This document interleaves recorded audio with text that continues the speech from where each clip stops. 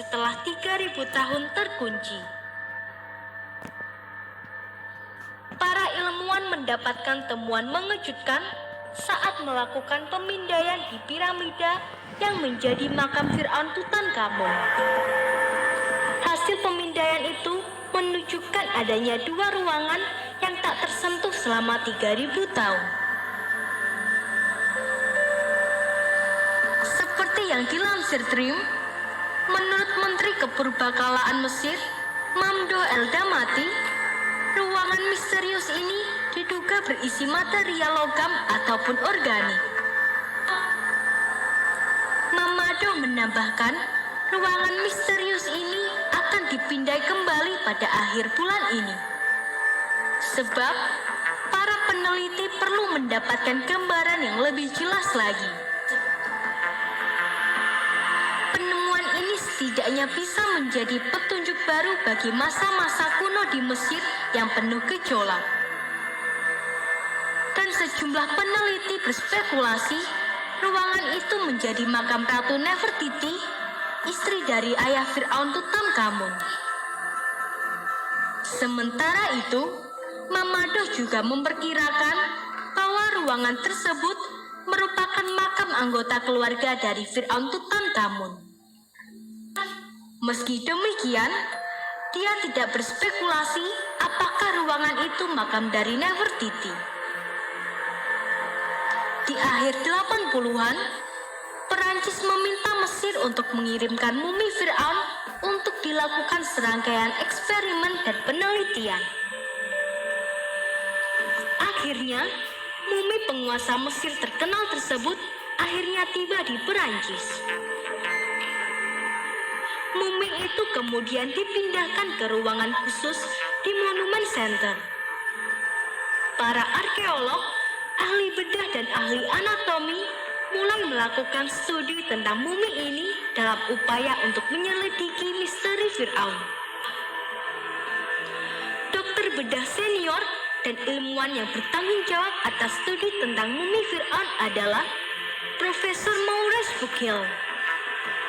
Sementara proses restorasi mumi berjalan, Maurice Bucaille sibuk dengan pikirannya. Dia mencoba untuk menemukan bagaimana Firaun ini meninggal. Saat larut malam, ia menemukan penyebabnya. Sisa-sisa garam yang terjebak dalam tubuh mumi itu adalah bukti bahwa ia meninggal karena tenggelam dan mayatnya segera diangkat dari laut. Terlihat jelas juga bahwa para pendeta Mesir kuno buru-buru mengawetkan tubuh Firaun tersebut. Tapi Maurice bingung dengan sebuah pertanyaan. Bagaimana tubuh ini dengan mengesampingkan tubuh mumi lainnya dari Mesir kuno tetap utuh hingga sekarang meskipun tubuhnya pernah tenggelam di laut.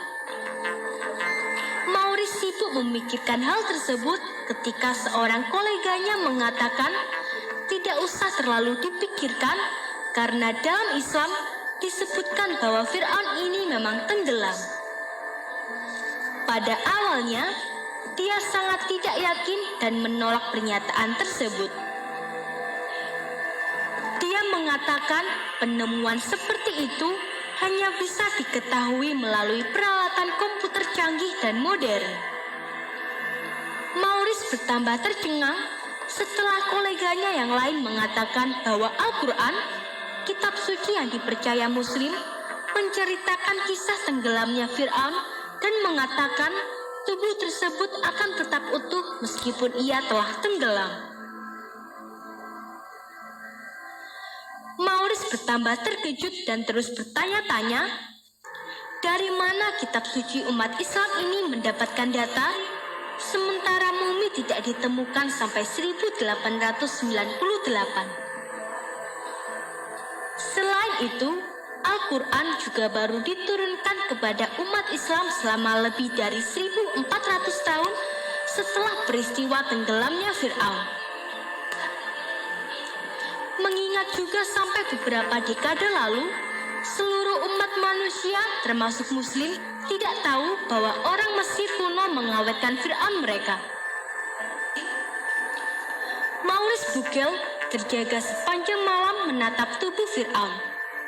Berpikir mendalam soal kitab Al-Quran yang secara eksplisit mengatakan bahwa tubuh ini akan utuh setelah tenggelam.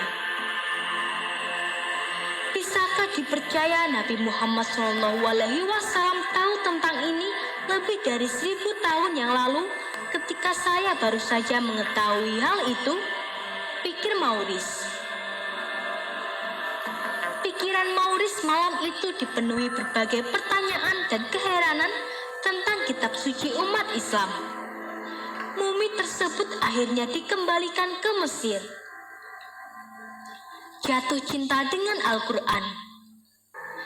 Tapi, karena ia sudah tahu tentang kisah Fir'aun versi Muslim, ia segera berkemas dan melakukan perjalanan ke Arab Saudi. Kebetulan saat itu di Arab Saudi diadakan konferensi medis yang dihadiri banyak ahli anatomi Muslim. Di sana, Maurice memberitahu mereka tentang penemuannya, yaitu bahwa tubuh Fir'aun itu tetap utuh bahkan setelah ia tenggelam. Salah satu peserta konferensi membuka Al-Quran dan membacakan surat Yunus ayat 92 yang menceritakan kisah bagaimana tubuh Fir'aun diangkat dari dasar laut dan atas izin Allah. Tubuh itu akan utuh agar menjadi bahan renungan bagi orang-orang yang berpikir sesudahnya. Dalam kegembiraannya setelah dibacakan ayat tersebut, Maurice berdiri di hadapan para peserta konferensi berkata, "Aku telah masuk Islam dan percaya pada Al-Quran ini."